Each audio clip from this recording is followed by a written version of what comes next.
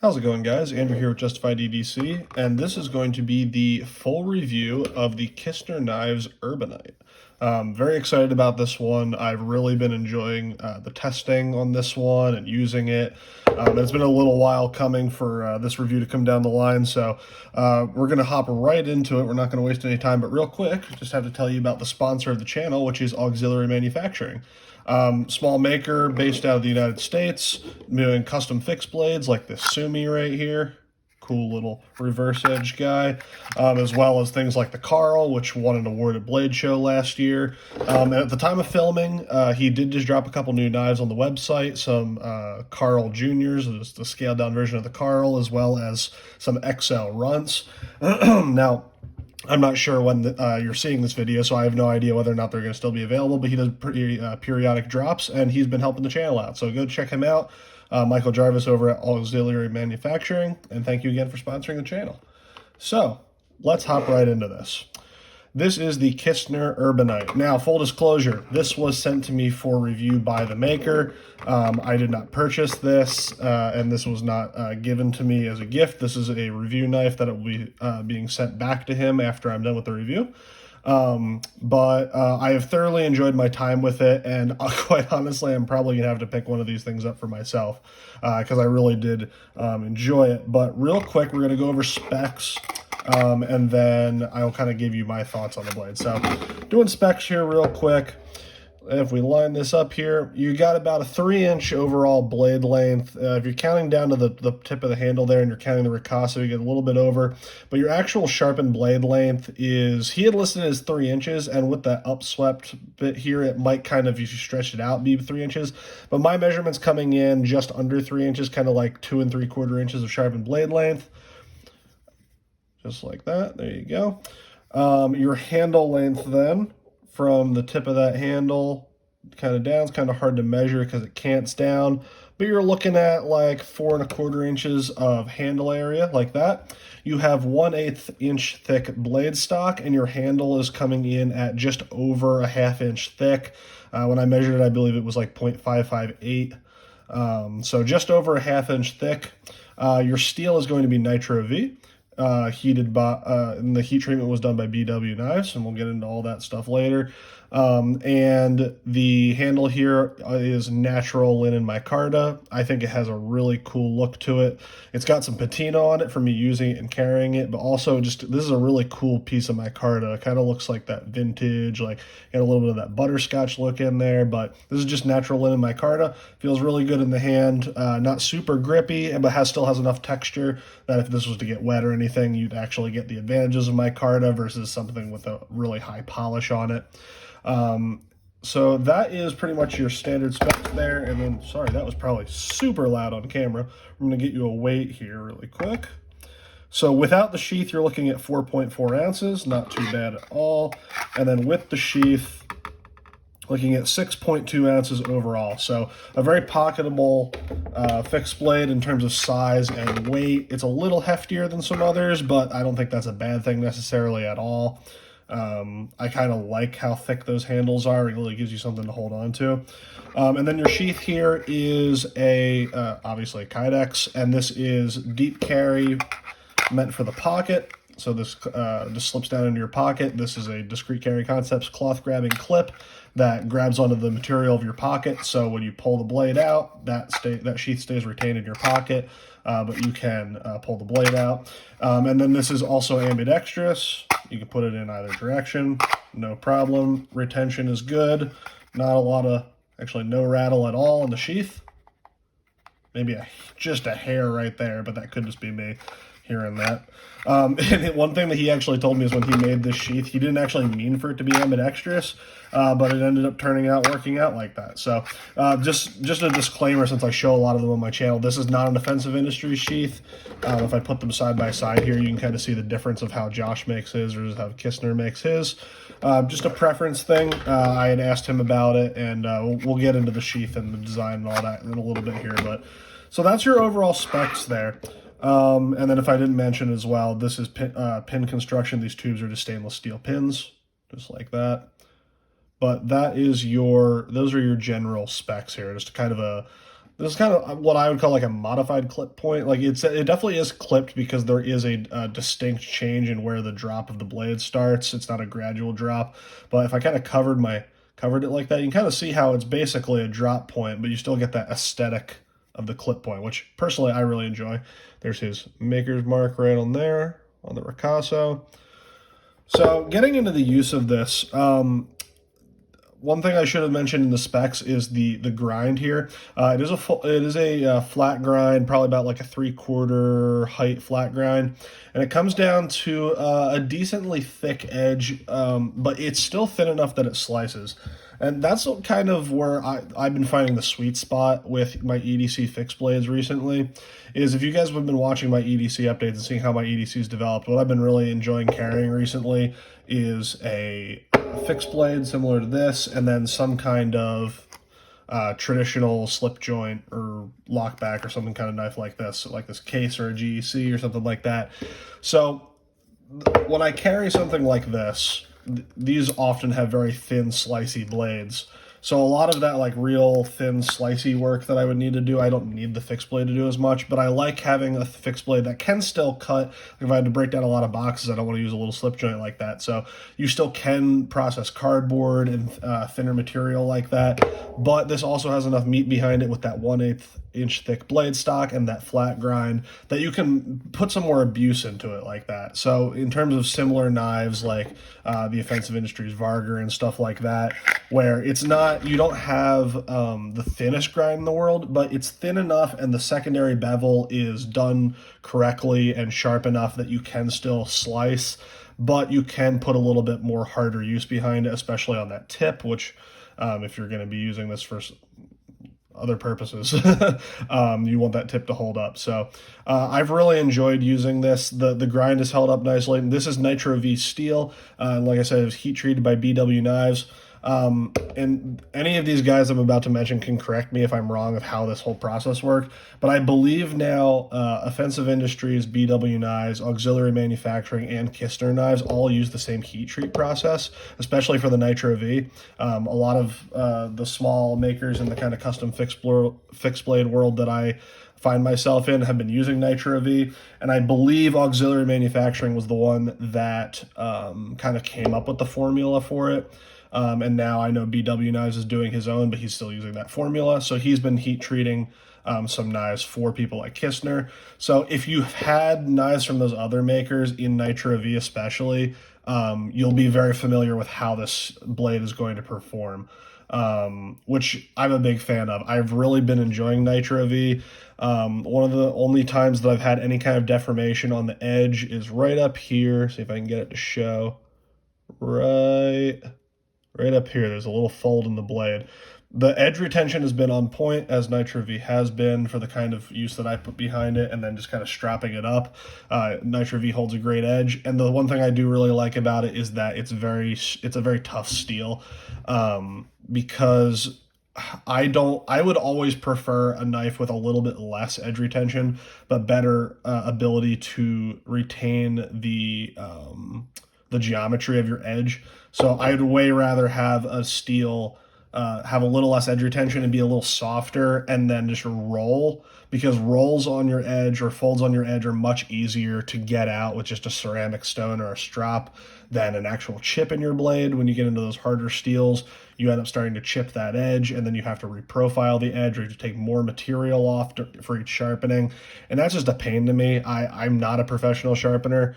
If I really need to profile an edge, I have it sent off to someone else, and I like maintaining my own knives, mostly on a strop and something like the Spyderco Sharp Maker. So Nitro V is a really nice balance between that. You still have a decent amount of edge retention, especially with a good heat treat, but if you're going to hit something harder like that, I think what I ended up doing I don't even remember how I rolled the tip like that. I was doing something I probably shouldn't have been, but I did some couple tip tests with this where I kind of stabbed it in and pried both ways, and the tip held up excellently, I might say.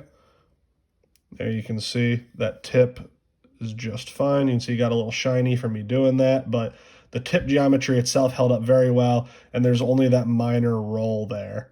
And that's something that would very easily be taken off with a couple passes on a ceramic stone. I haven't reprofiled this edge or given it a real sharpening since I got it. I've just been maintaining it on a strop. And I've had this for, I don't know how long now, maybe 2 months, give or take a week or two. And I've carried it, I'd say total maybe 2-3 weeks in terms of how many days I actually carry this, and I've just been using it for whatever. Kistner was really gracious in letting me kind of do whatever testing I wanted with this. I've just been using this for all of my everyday stuff. So breaking down cardboard, food prep, dumb outside stuff that I decided to do with my knives that I probably shouldn't do.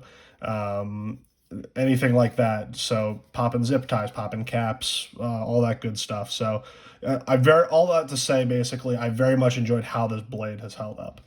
Now, getting into the handle here, it is very comfortable. I really like the design of this handle. I like how it flares up here into the back, especially for in that reverse grip. That feels really comfortable. Having a smaller point down here, because if you guys know, when you're gripping something like this, a lot of your strength from that grip comes from these bottom two fingers. So having a smaller area here where you can really get your fingers around and grip hard on that really locks in your hand, and then it flares up back here. So you're not slipping on it. You're not slipping out of that grip. If you were to have to pull this out of something, that kind of bottlenecks you there. And that gives you a nice space to be able to thumb cap here in reverse grip. It's not a neutral handle by any means. It kind of has that canted down, like gun stock. It's kind of a mix between like a dog leg jackknife or like a gun stock traditional knife. So kind of something in there, but it's neutral enough that you can do your reverse grip edge in like that. Same thing with forward grip edge in. Your tip orientation in that grip, see if I kind of line this up here, isn't going to be perfect. That's kind of about how you would have it. So it's a little bit below center line, but I don't think it's necessarily enough to matter, especially with a kind of neutral blade shape like that, where your tip is already center line in terms of itself with the blade. I don't really foresee that being a problem. I would have no problem using this in those kinds of grips. So definitely a knife that allows you to kind of grab it in whatever grip you want and just go to work. So I've never had to think about in any kind of utility use that I'm using it in, how I'm holding it, that it's uncomfortable. I don't get really any hot spots in this handle. I'd say the only area on the handle that, and again, this is a nitpick. This is if this doesn't get changed, I would still be happy and I would still buy this knife, and I would still recommend you try one out. The way that the handle ends here and kind of mates with the ricasso, when you want to get up really close to that, basically if you want your hand fully on the blade, now I wear like medium-sized gloves, so I don't have the biggest hands in the world, but my hands definitely aren't small. To get my fingers to be only on the blade, I have to back off on that handle a little bit because of how it's canted downward like that. So to get a full grip on it where I'm only on handle and not seated on that ricasso at all, I have to be back away from that edge a little bit, which is not the biggest deal in the world. But when you're doing some kind of finer cutting tasks like this, or you want to get more power behind your cuts, especially for like outdoors or bushcraft kind of stuff, and you want to get right up behind that edge. Now the problem is I've kind of seated my fingers onto here, and because this the handle isn't really tapered or anything here, you kind of just have a shelf that you're sitting on.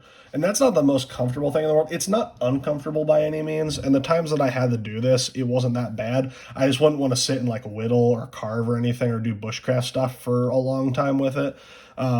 So and again, this has like a 90-degree spine on it. So this could actually be a great outdoors knife. You could strike a fire steel on that.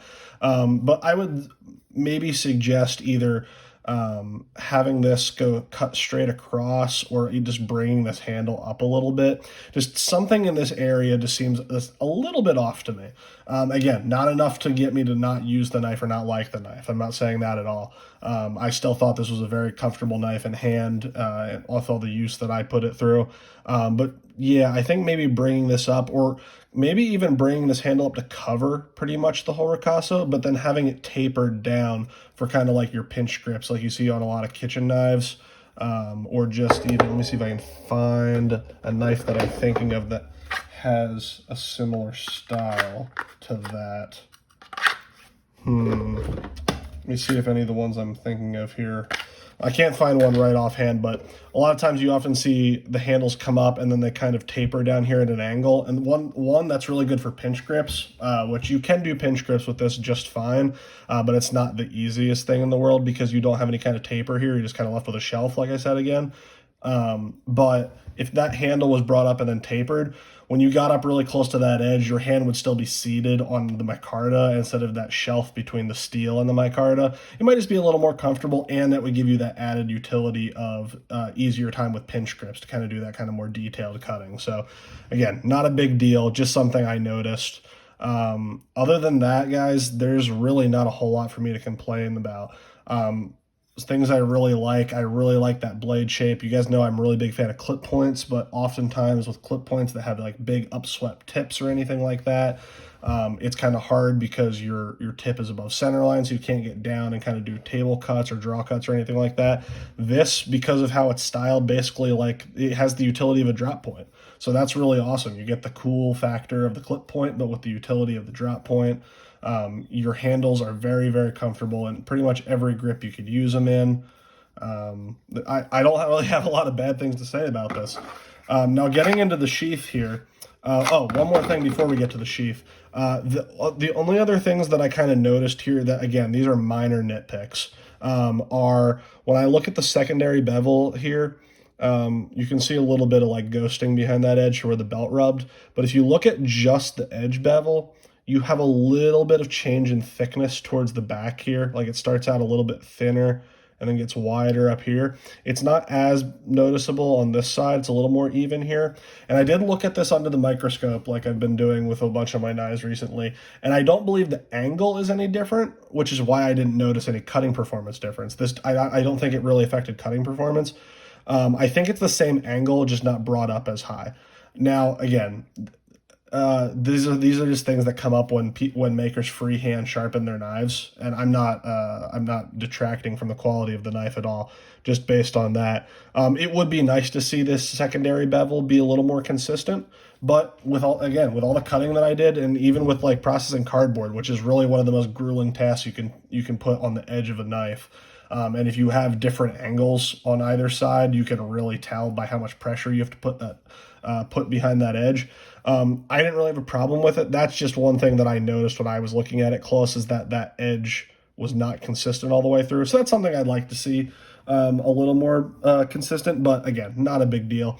And then the only other thing here is just kind of around this guard. It looks like maybe there were some sharp edges and he went back through and kind of knocked them off. It just looks a little like haphazard.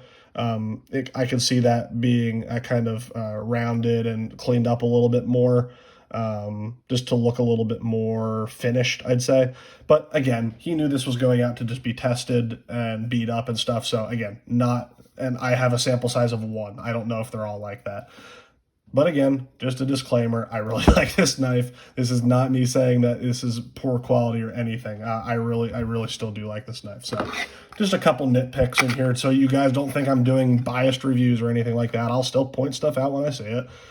Getting into the sheath then, I really do like the sheath, and I'm really happy to see more makers trying their hand at these kinds of deep carry pocket sheaths. There's a lot more people trying them out recently, and the more people that we can get in the custom knife world doing it, the closer we'll get to production knife world doing it, because that's how the production knife world works. They see what custom makers are doing, they see the innovations they're making and what people are buying, and then they start bringing that into the production knife world.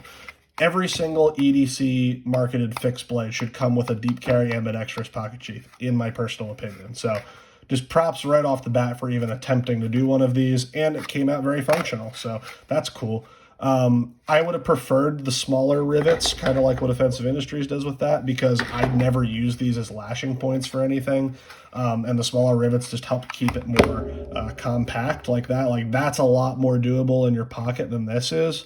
Now, thankfully, the way I carry my knife and the small knife that I'm carrying in a slip is the only thing in my pocket, in that pocket. So it wasn't a big deal having a wider blade in here. But if you carry multiple things in the same pocket as your knife, this takes up a lot of room in your pocket. So that's just one thing to be aware of.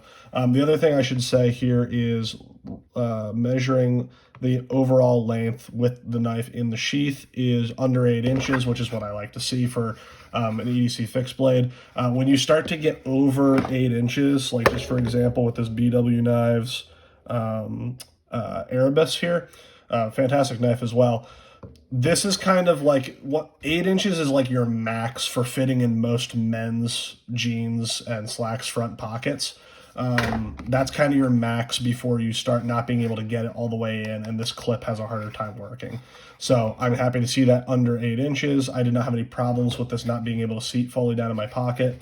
So that's good on that. The reason he said he had put these, done the bigger rivets is because he likes to have that as an additional mounting option. So if you were to lash this to gear or to a backpack or something, you could put other hardware, or you could run zip ties or cordage through it. And that's perfectly fine. If that's something you want to do, you can absolutely do that. Like I said, the retention is solid both directions. No problems with that. I don't see it falling out on you. The only other thing that I would say maybe that I would change on this sheath, other than the small rivets, and again, this is personal preference because I know some makers do this, but I think it is objectively better to have the clip flush with the top of the sheath. The reason for that is I see makers do it where it's flush, like Offensive Industries does it on their sheaths, where the clip is flush with the sheath. I see makers do it like this, where the clip sits above the lip of the sheath, and then I see some where it's mounted below. So here's my thought process. When it's mounted below, you just have more sticking up out of your pocket. Now, yes, that does keep the sheath farther up out of your pocket. I can see that being a good thing on a longer knife that you wouldn't normally be able to fit in your pocket. To have the clip sitting below just to get more of that sheath out of your pocket, not really my preference, and I wouldn't pocket carry a fixed blade that big anyways. The problem that you get with having the clip mounted above the lip of the sheath is that when you have it in your pants, and I really should have grabbed like a pair of jeans or something to show you here, but I've shown this off before. When you put it in your pocket, the material of your pants is now up above the sheath, and it has a tendency to curl over the mouth of the sheath and kind of cover it a little bit. So what happens there, and now this isn't mounted that high up. It's not as high as like some of the like Amtech, like Northman or Minuteman knives that have the sheath with like the clip that's sticking this much above the sheath. When you have it sticking above, there's a possibility when you draw the knife that the edge isn't covered the whole time before it clears the sheath, so you can cut your pocket. I did not have a problem with this one happening, but what I did have a problem with the clip being mounted above the lip of the sheath is for resheathing. It's very possible for you to kind of stab your pants pocket trying to get the knife back in the sheath. When you have it flush with the top, you don't have to worry about the material of your pants curling over the lip of the sheath. It's just you have an open section here. You can go right back in and resheath the knife. And you don't have to worry about drawing and cutting your pocket, which again can be a problem with some knives. It didn't happen to me on this particular one, but it has on other ones where the maker put the clip above the sheath like that. So is it a deal breaker? No. I'd still way rather have this than some huge, bulky, useless sheath that I have to figure out my own mounting for or send it off to Offensive Industries to get a sheath made. I'd rather have this 10 times out of 10. But just some things to think about if he was ever going to modify the design. The other thing here is he has a drainage hole down here to drain any kind of moisture out of the sheath, but that's really it, guys. I wanted to just give you an overview of this, kind of my thoughts on when I was using it, how it performed for me. Take all of this into consideration, take all of this with a grain of salt. This is just based on my experience and my preferences. Your mileage may vary, but thank you again to Kistner Knives for sending this along to review. I really appreciate it. I definitely want to check out more of his models in the future. If you guys like this video and want to see more reviews like this, give me subscribe to the channel, throw me a like, throw me a comment, and let me know what you want to see reviewed next. As always, I will see you guys in the next video.